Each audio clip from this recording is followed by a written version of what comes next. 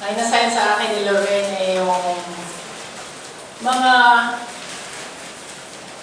celebrated feasts na sineselebrate ng buong mundo. Siguro alam niyo kung ano yun, di ba? Tatlo. Yung binigay sa akin ay Christmas, Valentine's, at Halloween. Napakahaba ng mga history nito, kaya kumuha lang ako ng mga bits and pieces para may idea kayo, no? May idea kayo kung saan ang galing, saan nag-originate ito mga piyesta ito na sineselebrate ng buong mundo. Unahin natin yung Christmas. So, sino dito ang may idea ng history ng Christmas? Sino may idea? Please raise your hand. Kung saan nanggaling, anong history, kahit na konting idea lang. Please raise your hand para malaman ko kung may information kayo about the history. Please raise your hand. May isa doon, di ba? So, wala kayong idea kung saan nanggaling yung Christmas? So, si Lorraine, no? May idea. Sino pa? Ivan? Sige nga. Kunti lang. Sige, kunti lang. Gusto ko lang... Halika. Christmas, ha? Yung word na Christmas din. Sabi nila, yung sabi po nila, yung Christmas daw nang galing din. Ay, parang yun daw yung birth month ni, birthday ni Jesus daw po. Sabi po nila, yun ang mga pagkakaano. Tingnan mo, at least may idea kung ano yung kung saan nanggaling yung kanyang information. Yung Christmas, sabi birthday ni Jesus, ha? Yun yung alam mo. Okay. Sino pa? Okay, mahihiya. Kaya kabataan ito para matrain kayo. Isa na lang. So, wala talaga. Si Lorraine lang. O, nasa notes ninyo yan, no? Yung binigay ko. Pabasahin ko rin dahil nagre-research din ako. December 25 is a Roman holiday. A Roman, ano yung sabihin ng Roman? Roman. Mang Roman? Roman Catholic? So, ibig sabihin ng Roman, galing sa Rome. Amen? Baka hindi nyo alam kung saan ang Rome. Saan ang Rome? So, sabi dito, December 25 is a Roman holiday. A time for feasting, goodwill, generosity to the poor. Wala namang masama doon, no? The exchange of gifts and decoration of trees. But it was not Christmas. No? Hindi itong inaakala natin, ginagawa natin ngayon na in honor of the Lord dahil pinanganak ang Panginoon. No? This was Saturnalia. Sino dito nakarinig na ng Saturnalia? O, mabuti pala na alam niyo na konti ang history, no? Saturnalia, the pagan Roman winter solstice, no?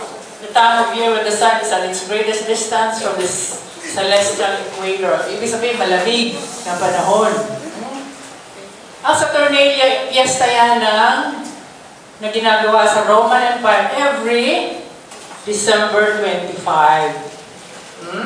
So, yan ang original yan, hindi yung birth ng Panginoong Jesucristo. Tandaan niyo yan, ha? Hindi ito yung kapanganakan ng Panginoong Jesucristo. No? Ngayon may isang poet noong AD 120 and 180. At least sa kanyang poem, malalaman natin, magkakaroon tayo ng idea kung ano yung ginagawa nila during Saturnalia. Sabi niya, si Lucian Samosata ang kanyang pangalan. At itong tungkol dito kay Saturn o Kronos, ito yung Diyos-Diyosa ng mga Romano sa Rome. No? Dahil napakaraming Diyos-Diyosan ang Roman Empire noon. No? Sino dito ang kumuha ng Greek mythology? Subject yan noon eh.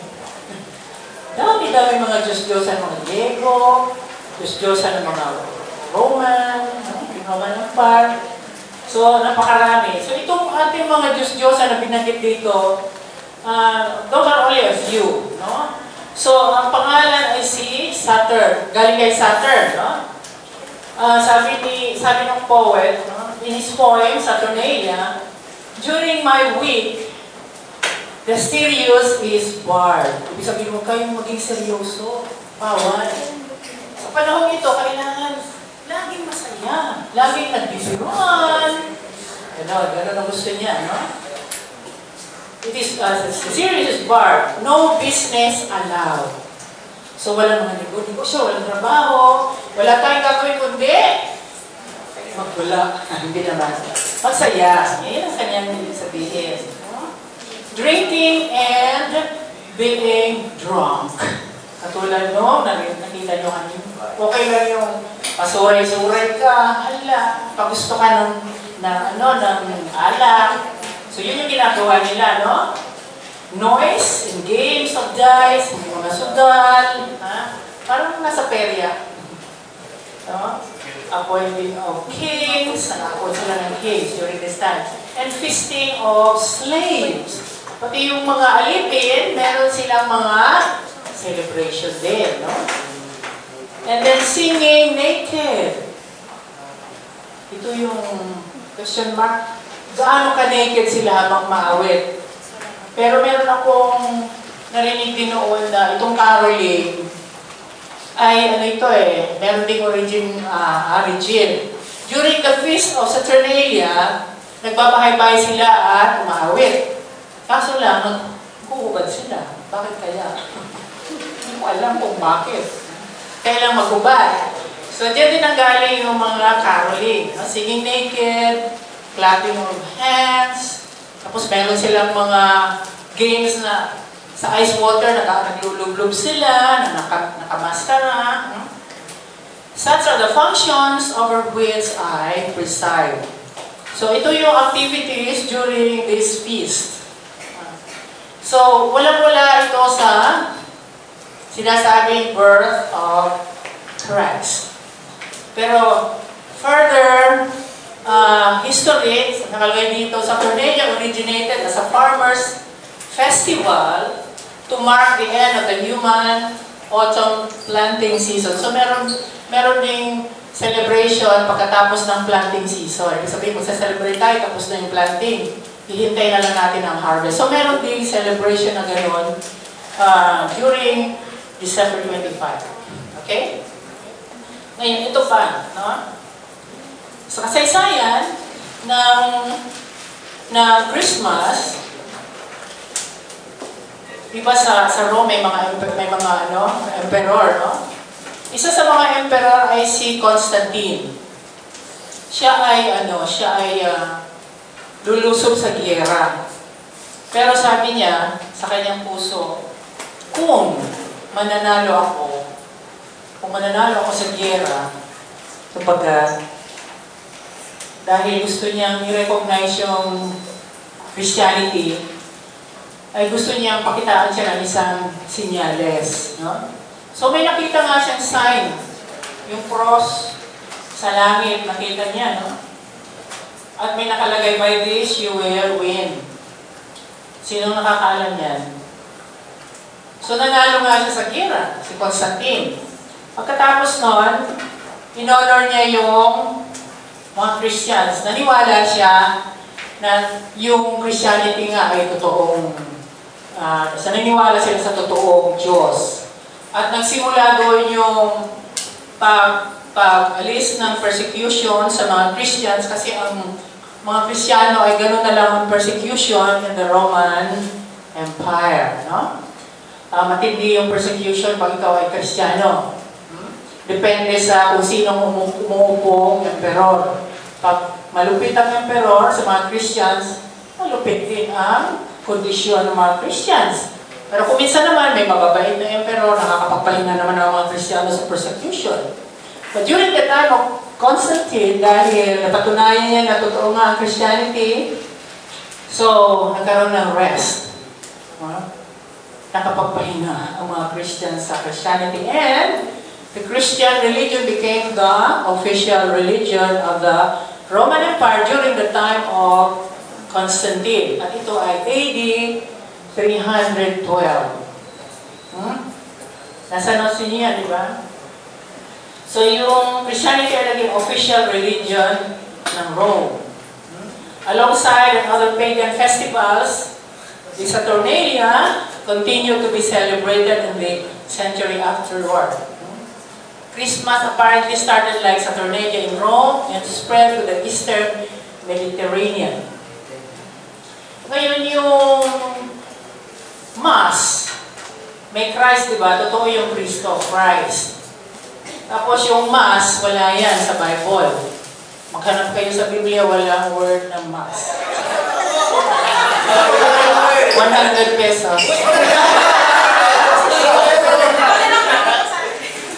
Definition na.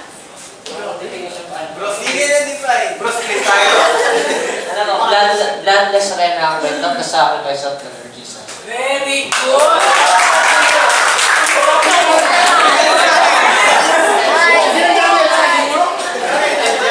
Ano pangalan ng gawin mo? Art.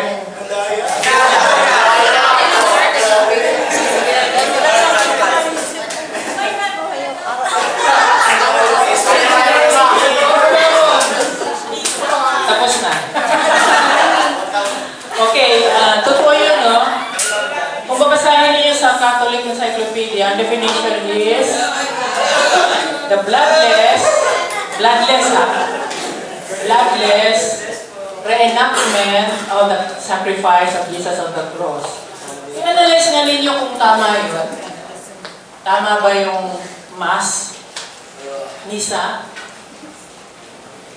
Tama yung kung magsisimba ka sana. Ano. Pero yung inaano ko yung how they define Mass. Kasi before 300 AD, wala pang word na Christmas. Wala. Kasi kung ating i-align sa scripture yung Mass, sabi bloodless. Eh sabi sa Hebrews 9:22, correct me if I'm wrong, ha? Without the shedding of blood, there is no remission. Di ba? Yun yung tamang ginawa ng Panginoon, talagang He shed blood. Eh ito, bloodless. So, hindi pwedeng bloodless. So, mali. Reenactment. Ano ibig sabihin ng reenactment? Paulit-ulit.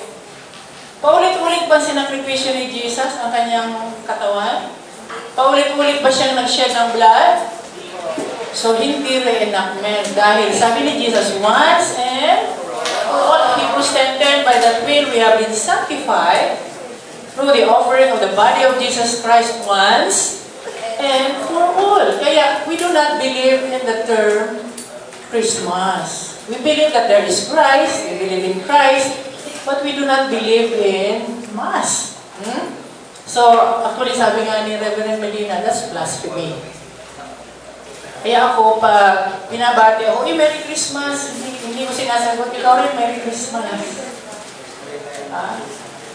Maligayang Pasko. Tama yung Pasko na Tagalog. So, mas tama yung Tagalog kaysa English na pinapractice ng buong mundo. Yung iba, pag kinakorek ko sila, Christians ito sa ibang mga fellowship, ang tingin nila sa akin, napaka-weird yung sabi niya. Sobra naman, napaka-fanatic. Pati ba naman yung Christmas?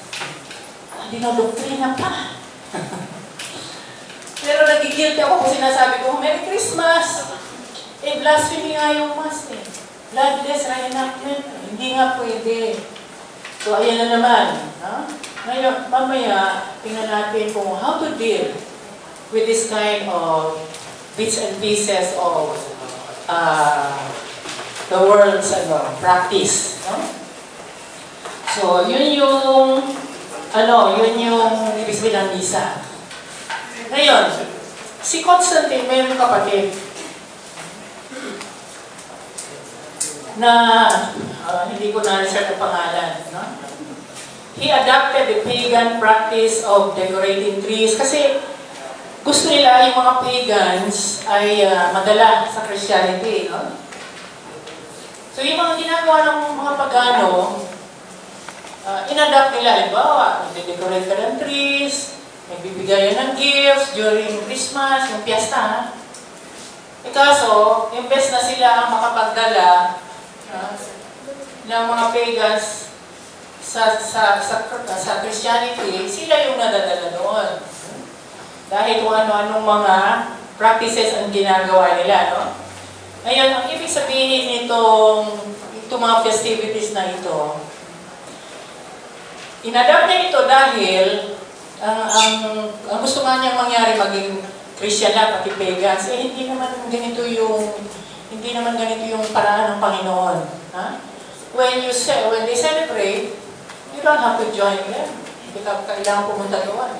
Sila ang papuntahin mo sa iyong activity. Huwag ikaw pupunta doon. Dahil pwede kang mahawa, no?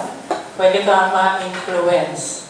So actually, may isa pang Diyos na in-honor during December. At ito'y yung Diyos-Diyosan ang pangalan ay si Bacchus. Bacchus is a god of wine. Diyos-Diyosan ng mga alak. Ibig sabihin yung Diyos-Diyosan na yun ang hilig-hilig sa alak. Kaya sa panahon ito, nagiinuman sila. Nagiinuman dahil yung Diyos-Diyosan na yun ay lasenggo. Si Bacchus. No? Gustong-gusto niya ng alak. So yun yung ibig sabihin ng yung mga activities, a few of the activities during this season. So yun yung, ngayon meron na kayong idea kung ano yung ginagawa during Christmas, yung 25th December. Hindi yun birth ng Panginoong Jesus, kundi yun ay galing sa Roman Empire na nagpipiesta para sa mga Diyos-Diyosan. In honor of the gods of the Roman Empire. Okay? Katulad ng sino? Si Saturn. O si Kronos. Diyos-Diyosan yun. Si Bacchus. Diyos-Diyosan yun.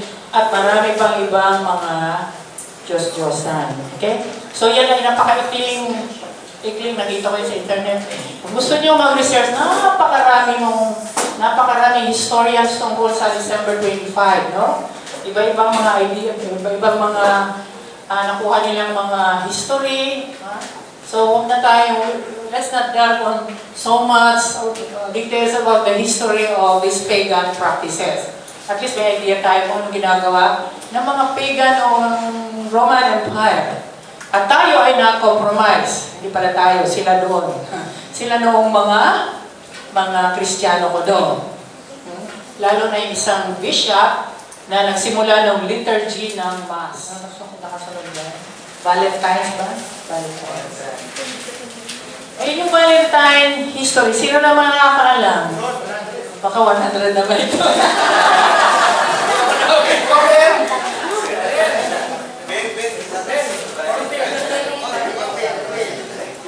Sige nga, sinong gustong mag-volunteer tungkol sa history ng Valentine? Sige, okay lang, 100 ulit.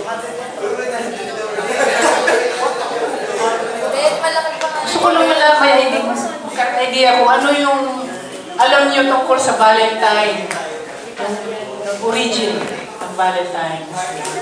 Huwag dyan, ha? Binasa nyo na eh. Okay. So, yung origin nito, it traces back to the ancient Roman celebration. Sa Rome na naman. Talaga itong Rome, no? Pinagagalingan ng kung ano-ano. Tanggap naman ang buong mundo. Tuwan-tuwa naman. Okay, so ito, nakalagay dyan. To the ancient Roman celebration of Lupercalia, held on February 15. Ano man ito, Lupercalia na ito? The term is derived from the pagan god Lupercus. Mayroong pangalan, may isang Diyos-Diyosa na ang pangalan ay si Lupercus. During this time, itong celebration na ito, Valentine celebration, ino-honor nila si Lupercus and si Faunus, mga pangalan ng Diyos-Diyosa niya, as well as the legendary founders of Rome, si Romulus and Remus. Yun daw ang mga founder ng Roman Empire. Pero alam at lahat, sana sinabi na lang nilang totoong istorya, no? Ito yung sikat na nasa history. So, ito mo si Romulus and Remus ay kambal. Hindi ko na sasabihin yung istorya na yung original Romulus and Remus. Basahin na lang yung inyong world history. Ito mga ito ay mga gods din. No? These are pagan gods. So, ito yung ginagawa nila. In addition to a bountiful feast, Lupercalia festivities are claimed to have included the pairing of young woman and men. Nagpaparis-paris ang babae at lalaki. At ang ginagawa ng mga lalaki, di ba, merong festivities, bubunod sila ng pangalan ng babae na nakalagay sa box. Pag nabunod nila yung pangalan ng babae, sila dalawa ang partner for the entire year. And then another year, magpapabulod na naman, no? So yun ay parang game. Pero hindi ko alam kung ano ginagawa ng dalawa kasi 1 year silang mag-on no? So ganun yung practice noon. Habang sineselebrate ang Valentine. Pero wala pang pangalang Valentine, ha? Lupercalia ka lang. Okay? So saan nanggaling yung Valentine na pangalan? Valentine. Saint Valentine. Sabi dito, while the pagan couple set a tone for today's holiday, it was not called Valentine's Day. Until a priest named Valentine came along. He was a romantic at heart. Itong pare, kahit siya pare, romantiko. Romantiko siya. Pero mabait dito siya. Mabait, ha?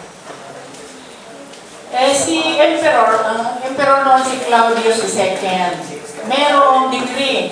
Gumawa ng decree si Claudius na lahat ng mga kawal, yung nasa military, mga kawal, hindi pwedeng mag-asawa.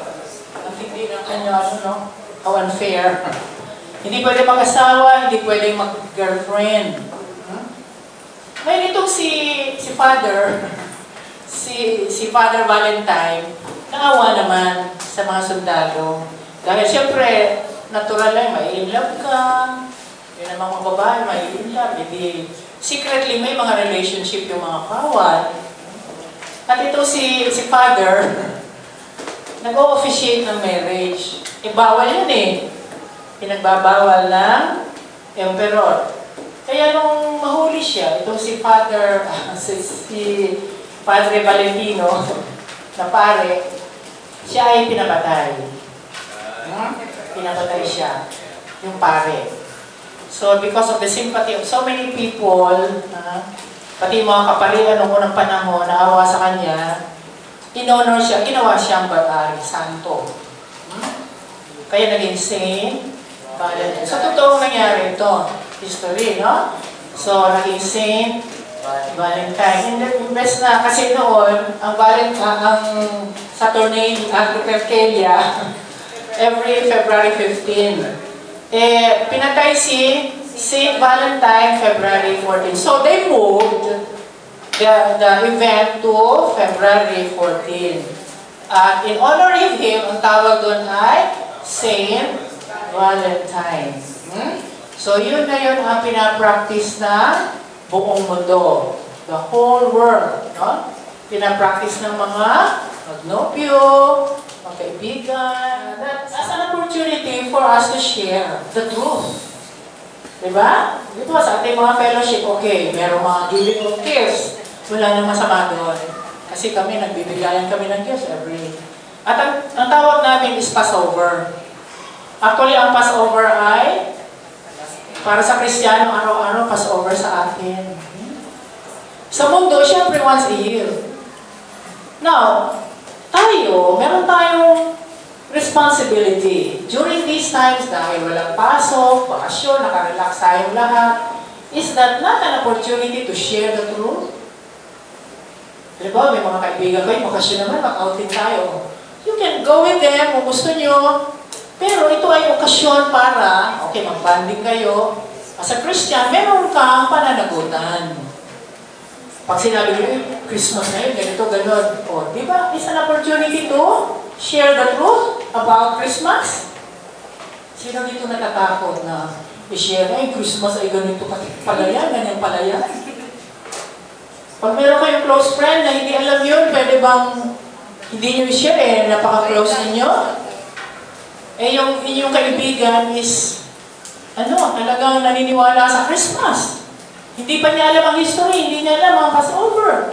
Is that not an opportunity to share the truth to them? Diba? As Christians?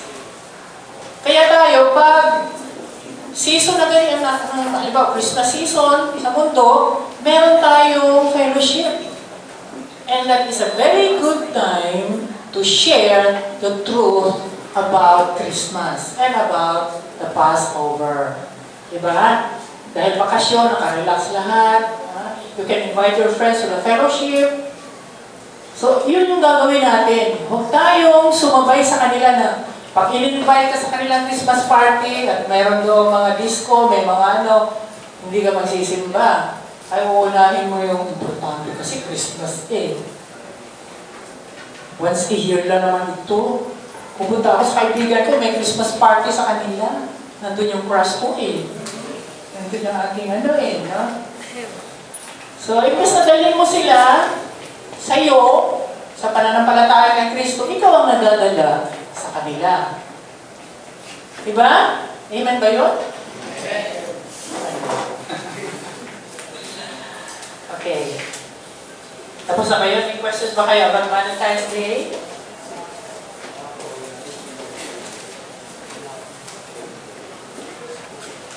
Yung iba, namumutang, gumagastos para makabili ng rosas. Mas kami bilapay na yung Valentine's Day. Cars, masama ba yun? Bibili ako ng regalo para sa sweetheart ko sa Valentine's Day. Mahal yung rosas, di ba? Di ba limang utang na, makabili na lang ng car.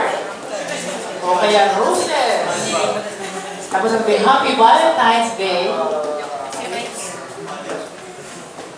Hindi tayo kailangan mag-struggle dyan, ha? Pag Valentine na, nalulungkot tayo ng pera. Ganun din ang Pasko, nalulungkot, wala akong pera sa Pasko. Masyadong naapektuhan. Pagdating ng ganong okasyon, wala silang ganito, wala silang kaibigan, wala silang... Pagdating ng Valentine's Day, wala akong kanti. Di ba, tingnan mo yung mga artista. Pag in-interview, saan kayo pumunta sa inyong Valentine? Sino ka-partner mo sa Valentine? May ka-Valentine ka ba ngayon? Masyadong mahalaga sa kanila yun. Very important. Tayo ba napakahalaga sa atin yung mga ganon? As Christians? Ha?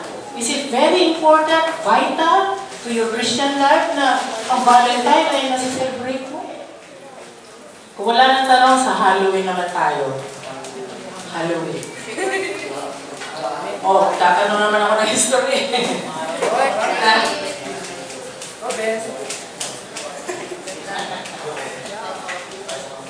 Hindi ko nga alam ito eh. Di ba yung October 31, yun yung Halloween? O Eve of the Halloween? Kasi sa November 1 is All Saints Day, di ba? Yung October 31, yung may mga yung mga aswang. Ano ba yun? So one of the world's oldest holidays, ito pala, isa sa pinakamatandang celebration ng holiday. It is still celebrated today in several countries around the world, around the globe. Inaugurate ito sa England, no? Pero ano ba talagang origin ito?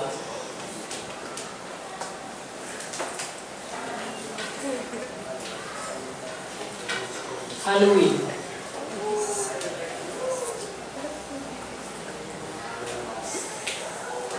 So, Katoliko na naman. Roman Empire again. Actually, itong history nito, back in the 5th century BC, before Christ, mayroon ng Halloween. Pero hindi Halloween yung pangalan. Ito ay yung end of summer. Pagkatapos ng sowing. Di ba may sowing, may reaping. So pagkatapos ng taniman, may celebration sila. Yun yung luma, makalumang. Doon nagsimula ito. No? Pagkatapos, ito ay sinelebrate, minodify ng mga British, no? Kung ano-anong mga iba't iba mga countries, no? At ginawa nilang masaya. Kasi dati, superstitious, practice. Mga nakakatakot, mga multo-multo. Yun yung simula ito. Ngayon, ang mga Katoliko ginawang halo. Ano yung sabihin ng halo? Ginawang banal. Ginalan. Para sa mga santo, mga namatay. Ang tanong ko dito, lahat bang namatay ay santo? Lahat ba ng tao ay santo? Sa kanila, sineselebrate nila ito para lahat ng mga namatay, no? So they honor the dead. Pero ito, meron akong na-discover. According to scientific findings, the global flood began in the month of November. Yung baha during the time of Noah, kanilang binilang kung anong month nangyari ang flood of the world, the global flood. November. In honor of the dead. Ba't ganun? The Day of the Dead. They lament this day as the Day of the Dead. Ibig sabihin, paghupa ng baha, anong nakita nila sa buong mundo? Patay. Kahit saan ka tumingin, patay. Sa maaabot na yung paningin, puro patay. Siyempre, namatay lahat yung nalunod, di ba? Sila yung natira na buhay eh. Sila Noah and family. So, ginawang tradisyon na during this time, the people, sila Noah and family lamented the Day of the Dead. No? So, dito yung pinanggalingan ng tradisyon na sineselebrate ng mga Katoliko ang mga namatay in honor of the dead. Okay? So, naging All Saints Day. Please raise your hand again. Puro history tayo. Inquisition, Spanish Inquisition. Kayo hindi kayo nag-listening sa history. Inquisition, ibig sabihin, kasi nagkaroon ng haba istorya nito eh. Pagkikingin ko na lang.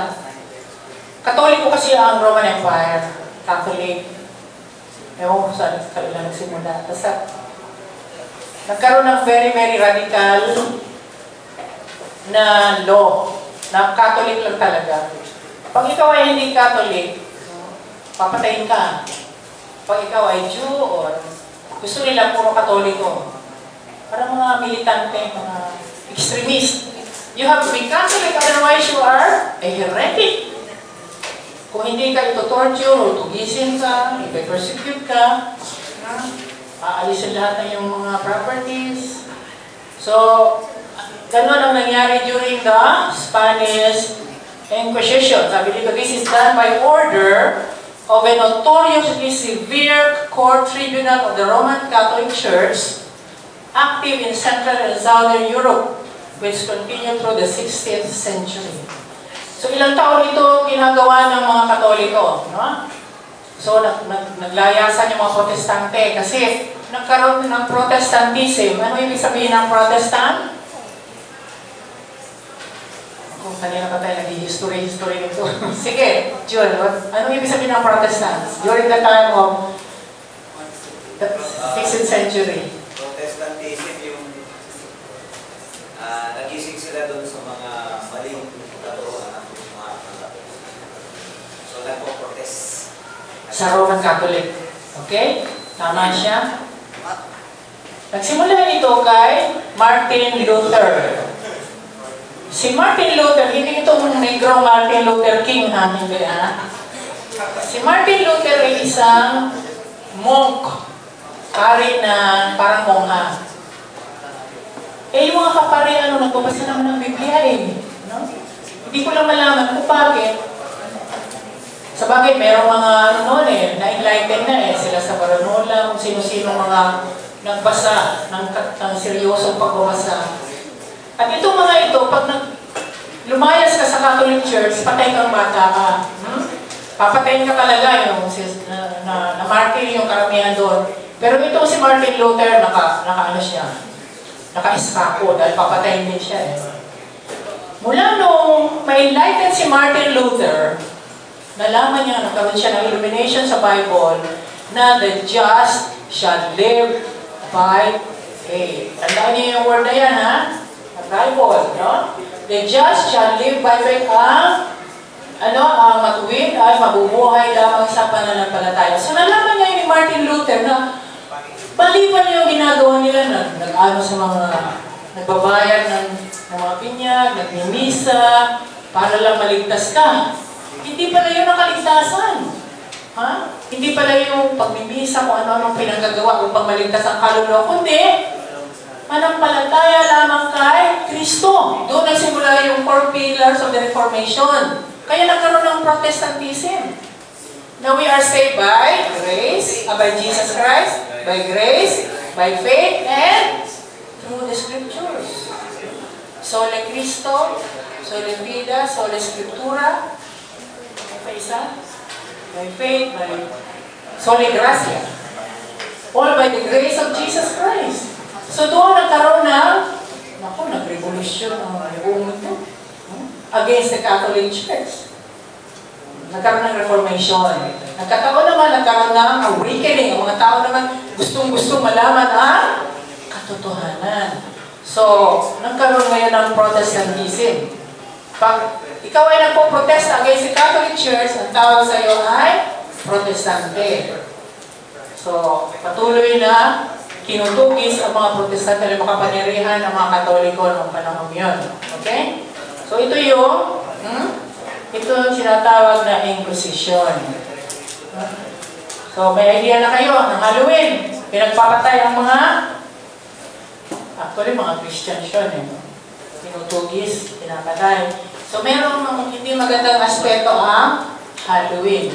Kaya kung ako sa inyo, hindi ako makikiselebrate ng Halloween.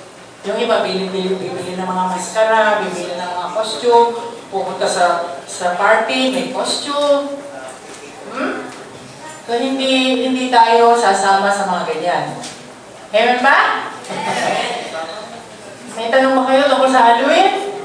So, at least ngayon, yes, June. May nagtag na ako. So, tayo mga Kristiyano na, dapat hindi tayo nasa-celebrate ng Halloween. Tayo totoong nakakilala kay Jesus. So we are to be holy win souls. Ang mga Halloween, ang hinahanap nila, patay o kaluluwa. So tayo, ang hahanapin natin, Halloween. Very good. Winning Christ. Making people hollow. Holy. Okay, very good. So ngayon, naantok na ba kayo? Mukhang naantok na. Naantok na rin kasi ako I'm really sleepy. Now, how do we deal with the world? Ano yung mga principles of the true Christians dealing with paano natin pakikitunguhan ang sanlibutan? Dahil mas marami ang nasa salibutan. The whole world lies in the sway of the wicked one. Tayo mga Christians, na totoo ha, lalo na mga Trinitarian or for Jesus, ang kaunting talaga tayo. Kumbaga sa natural, talo tayo. Pero hindi tayo talo. Kahit isa ka lang, kung naninindigan ka sa katotohanan, hindi ka matatalo. Amen ba? Amen! Amen! Malala ko example ni Red eh. Pag sinabi mo daw 1 plus 1 equals 11, parang simili tama, ilagay mo yung 1 at saka 1 magkasama, 11 nga. 11 nga ang tingin, di ba? Pero ang totoo is 2. 1 plus 1 is 2. Sabi niya, kahit buong mundo, 1 plus 1 is 11. At ikaw 1 plus 1 is 2. Mananalo ka pa rin eventually. Huh? So, let's stand on the truth. Only the truth shall make us free. Number 1, the true Christians are in the world. Nandito tayo sa libutan, but not of it. Nasa sanlibutan, subalit hindi taga-sanlibutan. Ano nga yung verse na rin? We are citizenship from heaven. Heavenly ang ating citizenship. Hindi ko na kuha yung reference. Ako 3 ang aking citizenship. Kayo ilan? 3 ako eh. I'm a citizen of heaven. I'm a citizen of the Philippines. And a senior citizen. Yeah. 3 ako, di ba? Okay, so ang ating pagkamamamayan ay sa totoo lang, tagalangin talaga tayo. We are heavenly citizens. Huh? So, anong gagawin natin? Ang Panginoong Jesus ang may-ari sa atin. Hindi tayo pwedeng pagmamayari ng mundo dahil it is only Jesus who can own us. Solely and legally. Spiritually, di ba? Sabi ni si Jesus mismo nagsabi, kaya yung mga nakakaranas ng mga negative at mga persecution, when you do not join them in their celebration, ano sabi ni Jesus? John 17:14, I have given them your word. Nananalangin siya sa Ama, sabi niya, I have given them, sabi niya sa mga tungkol sa mga disciples. And the world hated them because they are not of the world. So, pag ang mundo ay love na love kayo, muni-muni na kayo kung bakit mahal na mahal mo ng mundo. Pag sinabi mo, uy, mahal na mahal talaga ako ng mga tao. Love nila ako, kaya saan ako pumunta? Gusto nila ako. Matunos dili kayo dahil sabi ni Jesus, the world hates you. Okay ba? Hindi. Siyempre, you do not want the world to hate you. Gusto nyo hangaan kayo ng mundo, gusto nyo sikat kayo sa mundo, gusto nyo yung barkada nyo, love na love kayo. Pero ano sabi ni Jesus? And the world hated them because they are not of the world. So ang tendency talaga, pag kayo hindi nag-compromise, meron talagang maiinis sa inyo. Amen? Pag sinabi nyo, uy, mali ang Christmas, magagalit sa inyo. Panatiko ka naman. Happy Christmas. Diba? Malit na bagay pero nakakasakit, diba? Tuturuan mo sila ng tama, ayaw nilang tanggapin dahil sabihin nila, sobra ka naman. No? Ano pa? Yung sinasabi ni brother kanina, tayo binili. You are bought with a price. 1 Corinthians 7:20, you are bought with a price, be not yet the servants of men. Huwag kayong magpag-alipin sa sanlibutan nito na makasalanan. Basahin niyo yung Romans chapters 4-8 at saka Philippians 3:21. Okay, may question na tayo doon? The true Christians are in the world, but we are not of this world because eventually the Lord is going to take us with Him. With Him forever. Sino dito ang nag-expect na malapit na rapture? Dahil magkakaroon ng dakilang kanikitan. So we will not be in this world anymore. Okay? Excuse me. Number 2, the present world is in the evil one. So tayo, yung mga totoong mga committed na Christian, kukunti lang talaga. Dahil napakarami nag-claim na Christian sila. It's easy to say you are a Christian, I'm a born-again Christian. Yes, I am a Christian, I am a believer. Pero tingnan mo ang buhay nila, full of compromises, no? So, this whole world, tandaan natin na doon sila sa sway of the wicked one. So, you know what you're going to do? Ha? Alam na ninyo yung stand ninyo, alam niyo kung yung gagawin ninyo. Ha? Sobra-sobra na yung sermon kanina. Pastor Noel at may brother. 1 John 2:15-17, so love not the world or the things of the world. If anyone loves the world, the love of the Father is not in him. These are very strong words, ha? Kasi ang nagsabi nito ang Panginoon Jesus na, sabi dito sa Amplified Version ng 1 Corinthians 7:31, and those who deal with this world of overusing the enjoyment of this life. Naku noon, yung mga diskuhan dyan sa TV Boulevard. Naku noon, nung ako'y nasa sanlibutan pa. Hindi kami nagsasawa ng sasayaw.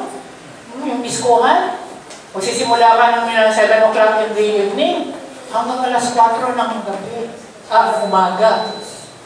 Dahil may curfew hindi ka pwedeng umalis ng hindi 4 o'clock o 5 o'clock. Wala kami ginawag ni sayaw. Abuso yun Abuso. Kuya, pagdating sa bahay, tulog na. Tapos sila mukha sa magtatrabaho. Okay, so yun yung sinasabi nyo. Overusing the enjoyment of this life. Let them live as though they were not absorbed by it. And as if they had no dealings with it. For the outward form of this world, this present world order is passing away. Ang ating katawang ito will pass away. Kaya try to preserve it. Try to take care of it. Dahil, sabi kanina, your body is the temple of the Holy Spirit. So don't overwork yourself and others and other creatures. And do not be a slave to the world. You are above the world and you should manage the world and overcome the evil that is in it. Subject it to your wise management as unto the Lord for the Lord's sake. Okay? And last, number 5. Anong sinasabi dyan? All things. Ayan. Ngayon, pagmahal ko si Jesus, ulitin ko naman yung pagmamahal ni Jesus. No? Pagmamahal natin kay Jesus. Pagmahal mo si Jesus, ang struggle mo will be lesser and lesser and lesser. As you commit your life to Jesus, as you know Him, as you fall in love with Him. Alam ba niyo yung kantang, I keep falling in love with Him? I keep falling in love. Totoo yun. Naranasan ko yun sa Panginoon. Habang nakikilala mo ang Panginoong Jesucristo, lalo mo siyang mamahalin. Kung totoo ka sa Kanya, ha? If you are faithful, at ang debosyon mo sa Kanya ay gano'n na lang katotoo, hindi mo pwedeng hindi siya mamahalin. Dahil ihahayag niya sa iyo ang Kanyang kagandahang loob, araw-gabi. At ang Kanyang mga pagpapala ay ibubuhos niya sa iyo. Amen? So, ang mangyayari sa iyo ay Romans 8:28. All things are working together for good to them that love God. Yan, love na naman. To them that love God. And to them who are called according to His purpose. Kung alam ninyo na tinatawag na kayo ni Lord, hindi upang rapture na ito. Pag alam niyo tinatawag kayo ni Lord, now is the time of salvation. Now is the appointed time. Ibig sabihin, lahat tayo ay may tawag sa Panginoong Jesucristo. Walang exception. Lahat. Lahat ay tinatawag. According to His purpose. Siguro yung iba dito hindi nila alam na tinatawag sila ng Panginoong Jesus na napakagandang plano ang Panginoon sa inyo. Bawat isa sa inyo ay unique sa Kanyang tingin. Mahal na mahal niya kayo. You are very special in His sight. I hope everyone realizes this. Lahat tayo ay napaka-unique, napaka-special sa Panginoong Jesucristo. And when you respond to His calling, doon nyo marirealize na napakabuti ng Panginoon. Hindi mo pwedeng hindi siya mahalin, no? So sabi dito, lahat sa sanlibutan ay gumagawa sa kabutihan mo. Gumagawang lakit-lakit, sa Tagalog, ha? Nagtutuloy-tuloy sa ikabubuti mo. So tuloy-tuloy yan. Habang ikaw ay tapat kay Lord, nagmamahal sa Kanya, tuloy-tuloy ang napakagandang mga pangyayari sa iyong buhay. Ayaw niyo ba yun? Sino ayaw ng magandang buhay? I came that you might have life and have it more abundant. Akala niyo ba yung abundant, puro pera? Hindi, ha? Lahat ng aspeto ng buhay mo gaganda. Ha? Spiritual, physical, economic, social, mental, emotional, lahat. Ha? Lahat yan magiging balanse. It will be a balanced life, a truly happy life. And you will have the peace that passes understanding. Amen? Hindi yan may maunawaan ng mundo. No? And the unspeakable joy. May joy ka na wala sila. Hindi, the world does not know what we know, and the world does not have what we have. Dahil sikreto. Sikreto natin yun sa sanlibutan. Kaya ang akala nila sa akin, mga tayo, kuminsan, ganyan, weird, hindi nila alam na sa atin ang lahat ng pinaka-mahalaga na mithiin ng bawat tao sa sanlibutan ito, kung alam lang nila. Ha? So yun yung sikreto. No? When you do this, when you are committed to the Lord, 100%, absolutely, exclusively, and consistently, then the Lord will work all things. All things. Kahit na seemingly hindi maganda ngayon ang nangyayari sa buhay mo, pati yan, pagagandahin ng Panginoong Jesus. Importante lang, mahalin mo siya. And you respond to His calling. Amen ba? Where you go, I'll go. Where you stay, I'll stay. When you're